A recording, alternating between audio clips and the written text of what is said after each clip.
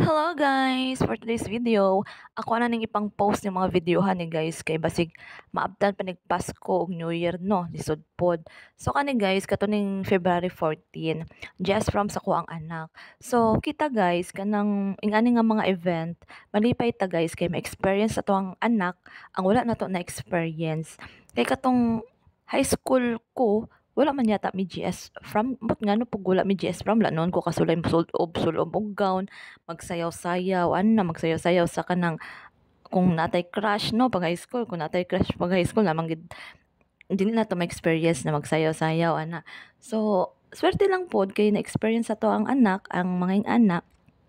So pag humanamog ka ng balik ta guys sa kanang preparation. Pag humanamog prepare ana guys sa kanang gikan sa pag-makeup ana sa buhok ana tanan-tanan na gihatanan ako siya sa ilahang venue. So pag human og hatod dili man mi pwede ka sulod kay syempre ilaha man ang event no lisod pud ka na magsulod-sulod ta didto.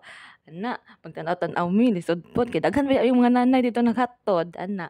So ana gibili na namo siya gibili na nako siya diha guys sa ilahang venue. So ako nangita na akong tambayan guys kay kapuyan kapuyan ako maguli guys kanang pagbalik nimo matraffic pa ka kalas pa ka gasolina ana hago na muuli tapos balik na pod.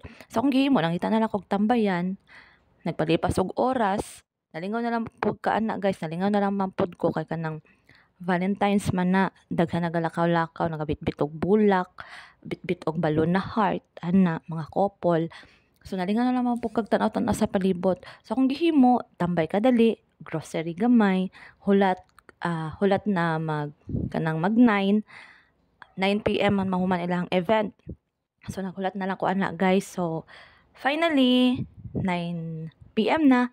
So gisundon na ko siya guys. So kana nga time, chika-chika gamay sa mga kauban niya. Ana. So manguli na mi guys. No kay gabi naman. Thank you for watching. Bye!